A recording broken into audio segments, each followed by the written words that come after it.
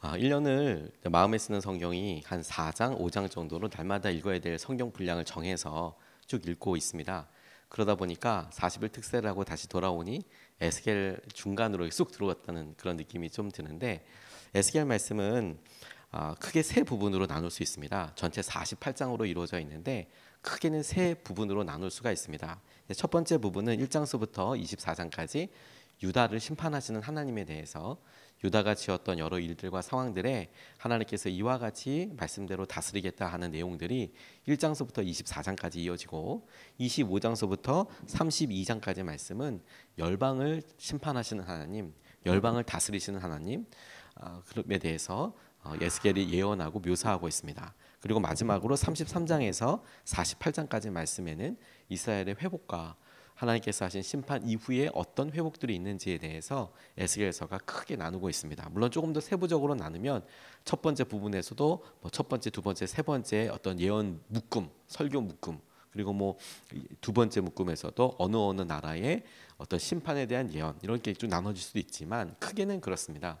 오늘 우리가 읽은 부분은 이 33장에서 29장 말씀인데, 열방에 대해서 온 세상을 다스리신 하나님에 대해서 나와 있는 부분 중에서 특별히 이집트와 관련된, 하나님이 이집트도 다스리시고 이집트에 대해서 말씀하셨던 내용에 대해서 한 부분을 우리가 읽었습니다. 항상 마음에 쓰는 성경 읽을 때는 그날 읽어야 될 분량 중에서 한 대목을 우리가 이렇게 묵상하고 있는데, 오늘 특별히 이 에스겔에 대해서 생각해 보면, 에스겔은 포로로 잡혀갔던 예언자입니다. 그래서 바빌로니아에서 활동을 했어요. 그런데 그 내용으로 보면 예레미야와 아주 비슷한 부분이 있습니다. 유다가 멸망하게 될 것이다. 하나님 앞으로 돌아와라. 하나님의 심판의 경고 메시지와 함께 하나님 앞에 돌아오게 될 것에 대해서, 하나님이 새로운 마음을 주시고 회복시켜 주실 것이라는 것에 대해서 예레미야는 예루살렘을 중심으로 해서 전했던 사람입니다. 반면에 내용은 참 많이 겹치지만 에스겔은 바빌로니아에서 활동해서 전했던 사람으로서 아마도 어렸을 때 잡혀갔고 그 이후로는 예루살렘에 온 적이 없다라고 학자들은 그렇게 대부분 이야기합니다. 물론 에스겔에 예루살렘에 대해서 본 것처럼 이야기한 부분이 등장하는데, 에스겔 스스로도 밝히고 있지만 환상 중에 봤다, 이런 표현이 나오거든요. 그러니까 에스겔은 실제로 많은 학자들이 예레미야랑 만난 적은 없을 것 같다. 만났어도 나이 차이가 있기 때문에 에스겔은 굉장히 어렸을 때나 만났었지 어떤 제자로 있거나 이러진 않았습니다만, 에스겔에도 하나님께서 회복을 주시고 유다에게 심판과 경고의 메시지에 대하여 성령께서 새로운 마음을 주셔서 어떻게 회복하실지에 대한 중요한 메인 띠미, 주제가 닿는 것을 보아서 영적인 제자다, 이렇게 이야기하기도 합니다. 하지만 예레미야와 에스겔은 실제로 만난 적은 없지만 자연적으로 영적으로 연결되어 있고, 하나님께서 이스라엘의 불의와 패역함에 대해서 경고하시고, 하나님 그 말씀에 따르지 않는 이스라엘 사람들을 심판하시고 마침내 돌아오게 하신다. 그래서 하나님께서 주신 놀라운 회복을 이루게 하신다라는 점은 우리가 크게 은혜로 받아야 될 부분이라고 싶습니다. 오늘 읽은 이 두 가지 말씀, 이집트에서 하나님께서 회복시키신다는 말씀을 통해서 두 가지로 우리가 좀 말씀을 붙잡고 싶은데, 첫 번째로 우리가 붙잡고 싶은 것은 하나님이 이집트를 회복시키시겠다라는 내용이 갖고 있는 의미입니다. 하나님께서 이집트를 회복시키신답니다. 오늘 13절에서부터 15절까지 말씀을 보면 이렇게 설명하고 있습니다. 나 주 하나님이 말한다. 40년이 지나면 여러 민족 속에 흩어져 있는 이집트 사람을 내가 다시 이집트 땅으로 모아들이겠다. 내가 포로가 된 사람들을 이집트로 돌아가게 하여 그들의 고향 땅 곧 상 이집트 땅으로 내가 그들을 데려다 놓겠다. 그들은 거기에서 힘없는 나라밖에 되지 못할 것이다. 나라들 가운데서 가장 힘없는 나라가 되어서 다시는 다른 민족들보다 높아지지 못할 것이다. 내가 그들을 작게 만들어서 그들이 다른 백성들을 다스릴 수 없게 하겠다고 이야기하고 있습니다. 자, 이 부분에서 우리가 주목해야 될 것은, 지금 이 이야기를, 이 말씀을 듣고 있는 사람은 누굴까요? 포로로 나와 있는 이스라엘 백성들이겠죠. 그러면 이 예언의 내용, 대상은 누구입니까? 이집트지요. 그러면 이스라엘 사람들에게 이 이집트와 관련된 예언이 어떤 의미가 있는지가 중요하겠죠. 이게 무슨 말이냐? 우리나라 사람들이 만약 디아스포라로 미국에 가 있고 호주로 가 있다고 할 때, 그 호주로 가 있는 사람, 미국에 가 있는 사람들에게 우리나라에 대한 소식은 사뭇 고국이기 때문에 혹은 억지로 끌려가 있다면 돌아갈 것에 대해서 가능성에 대해서 생각하고 관심을 가질 만하죠. 그런데 갑자기 미국이나 호주에 있는 사람들한테 우리나라와 관련된 이야기가 아니라 싱가포르 혹은 러시아와 관련된 이야기를 듣는다면 이게 어떤 의미처럼 다가오겠느냐라는 겁니다. 얼핏 생각하면 뜬구름 잡는 소리 아닌가? 혹은 이게 무슨 의미가 있을까라고 싶지만 상황을 생각해 보면 이것이 갖고 있는 의미가 굉장하다는 것을 보게 됩니다.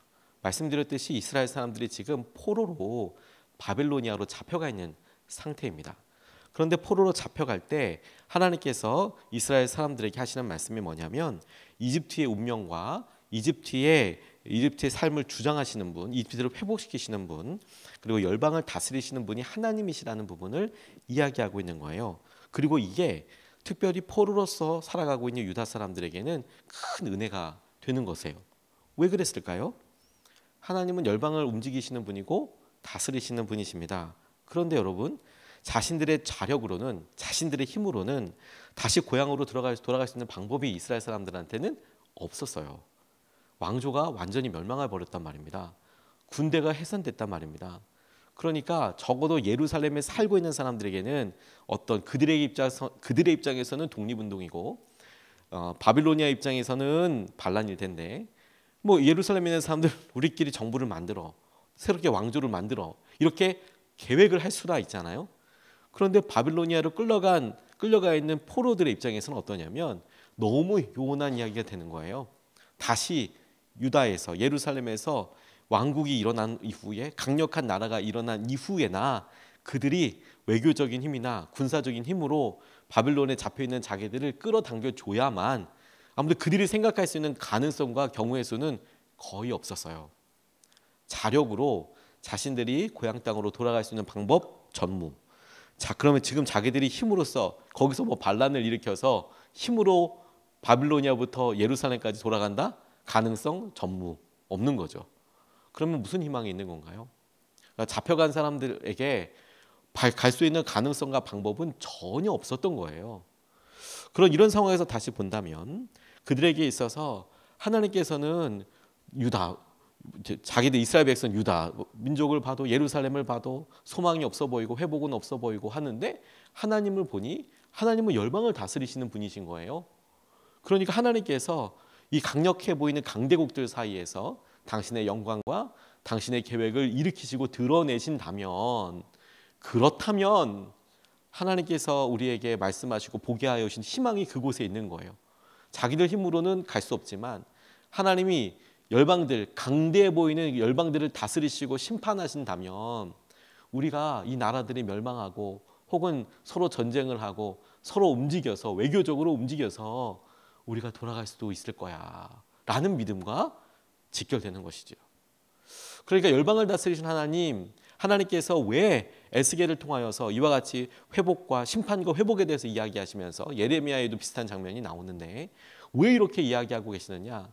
너희들이 생각하는 경우의 수와 우리가 생각하고 있는 이게 가장 빠른 방법이고 이렇게 되면 우리가 다시 회복되고 다시 예루살렘으로 돌아가고 다시 예전의 삶을 살 수 있겠습니다 라는 게 아니라 하나님께는 하나님의 방법이 있고 그 하나님은 전능하신 하나님이며 그 하나님은 열방을 다스리시는 하나님이시라는 거예요.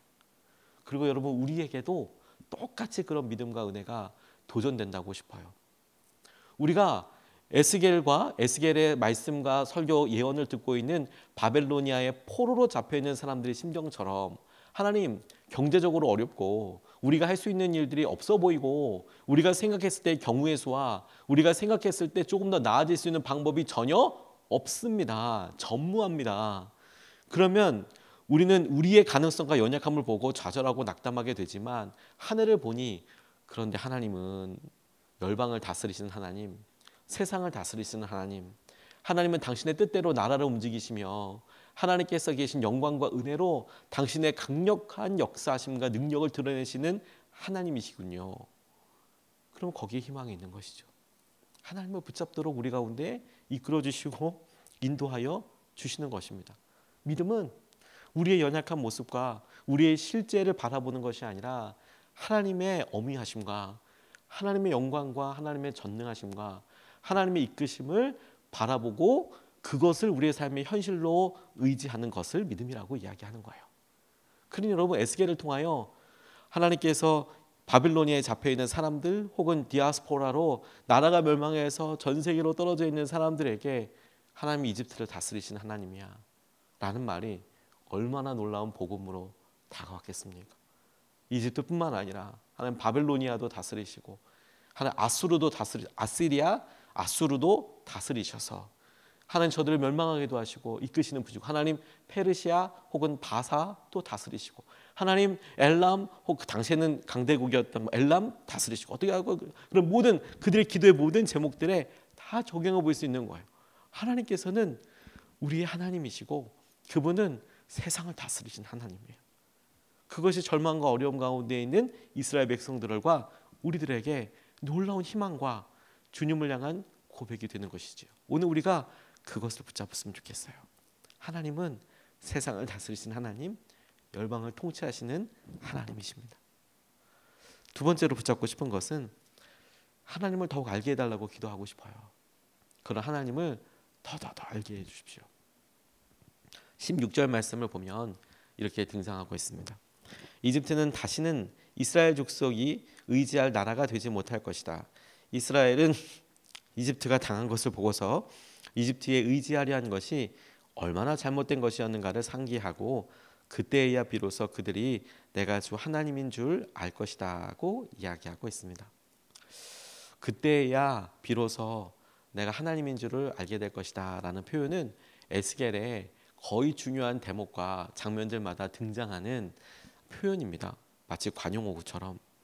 제가 세보니까 한 50번까지는 셌는데 엄청 많이 나와요. 엄청 많이 나와요.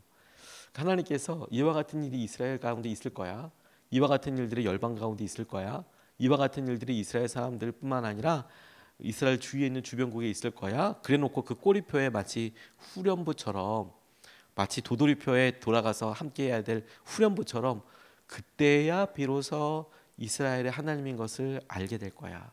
내가 하나님인 것을 알게 될 거야라고 하나님께서 거의 모든 중요한 장면, 거의 모든 장면들마다 그때야 비로소 알게 될 거야. 그때야 비로소 알게 될 거야. 그때야 비로소 내가 하나님인 줄 알게 될 거야.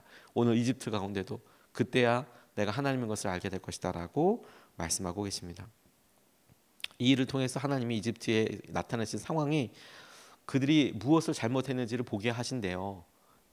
이집트에 느고가 쳐들어왔을 때 안타깝게도 요시아 왕이 죽었습니다. 그리고 그 느고가 계속 올라가요. 그래서 동아시아에 있어서 그 근동 지방이라고 이야기하는데 근동 지방에 있어서 큰 전쟁이 일어납니다. 갈그미스 전투라고 나와 있는데 이 갈그미스 전투는 이스라엘의 역사뿐만이 아니라 고대 역사를 연구하는 사람들한테는 굉장히 중요한 전투였어요. 왜냐하면 이집트가 완전 망해버리거든요. 갈그미스라는 곳의 지명인데 이스라엘 북쪽에 올라가 있습니다. 저 북쪽에 터키 지역에 있는 그 위쪽에 있는 갈그미스라는 곳에서 이집트랑 당시 동아시아에서 내려오고 있는 아시리아 바빌론가 붙습니다. 당시만 해도 아시리아와 바빌로니아는 신흥 세력이었고 별로 구분이 되지 않았어요. 실제로 거의 이어지고 이런 부분들이 있습니다. 성경에는 예전 성경에는 아수르라고 나와 있고 세 번역에는 아시리아라고 나와 있는데 전쟁에서 이집트가 져요. 그래서 쭉 밑에까지 밀려오게 됩니다. 그런데 여러분 이스라엘 사람들은 예전부터 고래로 특별히 이스라엘의 왕들이 이렇게 외세의 어려움이 있고 특별히 아시리아나 아수르나 바빌로니아나 나중에 바사, 페르시아나 혹은 강대국의 위험을 받을 때마다 그 전에는 모압과 암몬 이런 왕들의 주변국에 어떤 영향력과 위협을 받을 때마다 누구를 의지했냐면 당시에는 최강대국이었던 이집트를 의지해 왔었어요. 가서 사신 보내고 이집트. 어떤 부분도 우리가 읽을 수 있냐면 솔로몬이 결혼한 왕 중에서 바로의 딸도 있었거든요. 어떤 외교적인 어떤 정책을 유지할 때 이집트는 굉장히 중요한 외교적인 대상이었어요. 강대국이었고 혹시라도 위쪽에서 몰려오면 이집트 입장에서는 여기가 어떤 점이지대, 어떤 중간지대, 자기네 나라에서 싸우는 건 아니지만 외세를 막을 수 있는 중요한 교두보였기 때문에 이집트에서도 또 이 이스라엘 지역이 중요했고, 이스라엘도 자기들 쳐들어오면 이집트에 가서 의지하곤 했었어요. 근데 하나님이 그거 하지 말라고 했거든요. 모세 때부터 너희들 다시 그로 돌아가지 마. 이집트로 가서 병거나 말 구해서 그렇게 하지 마. 하나님이 여러 번 얘기하셨지만 어려운 일만 있으면 쪼르르 달려가서 이집트 데리고 왔단 말입니다. 그런데 그 갈그미스 전투 이후에 여전히 정세가 쭉 밀려서 이집트가 거의 쇠락하고 힘든 그런 상태가 되었는데도 여전히 줄타기를 했어요. 줄타기를. 그래서 느고 왕이 여호아하스 요시아가 죽자 요시아의 왕이었던 여호아하스라는 왕이 되는데, 느고가 전쟁을 하면서 계속 올라와서 다스려서 그 여호아하스 대신에 그의 형제였던 엘리야김을 이름을 바꿔요. 여호야김이라고 바꿔서 여호야김을 왕으로 세웁니다. 그러니까 이집트에서 영향력을 맞춰서 세운 왕이 이스라엘의 왕이 되었다라는 거예요. 당연히 이집트의 말을 들었겠죠. 그런데 배신합니다. 배신하고 나서 이번에는 바벨로니아가 내려와서 여호야김, 엘리야김에서 여호야김으로 이름 바꿨던 그를 바꿔버립니다. 그래서 여호야김 대신 여호야김도 잡혀가고 그의 아들 여호야긴이 아들이 서요. 그러다 또 배신해서 여호야긴도 바벨로니아로 잡혀가고 그의 삼촌이었던 시드기야가 왕이 되는 그런 일이 나타납니다. 이 사이에서 혹은 그 전서부터 계속해서 이집트를 의지해요. 하나님께서 원하시는 것은 뭐요? 어려움과 고난을 통해서 하나님께서 이스라엘이 하나님을 붙잡고 찾도록 그렇게 계속 유도하고 계시잖아요. 근데 그럴 때 이집트 사람들을 이스라엘은 자꾸 의지하는 거예요. 하나님을 찾으라고 계속해서 이런 고난과 어려움이 있는데 이스라엘 사람들 회개하지 않고 돌이키지 않고 어떻게 해요? 자꾸 이집트를 봐요. 다시 어려움과 고난이 있어서 이집트가 도와주지 없을 만큼 그런 고난이 점점 분량이 커지는데 하나님께서는 목적하신 바가 뭐라고요? 하나님을 찾고 의지하도록 계속 기다리고 계신데, 아니 얘네들은 자꾸 이집트를 봐요. 그러다가 결국에는 이집트마저도 아주 쇠락해서 너희들이 이집트가 더 이상 다른 나라를 다스리지도 못하고 다른 나라에 영향력도 주지 못할 정도가 됐어. 그때야 비로소 내가 너희의 하나님인 줄을 너희가 알게 될 거야. 이렇게 말씀하시는 거예요.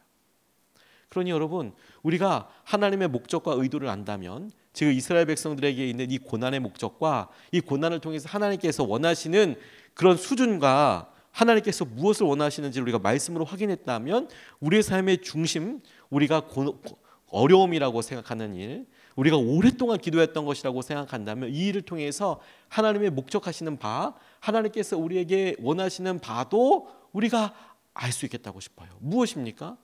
하나님을 알게 되는 거, 하나님을 찾게 되는 거, 하나님을 의지하게 되는 거, 그거 아니겠습니까? 그러니 우리도 오늘 하나님, 우리가 하나님을 더 알게 되기를 원합니다. 하나님을 더 붙잡게 되기를 원합니다. 이렇게 기도하고 의지해야겠다고 싶어요.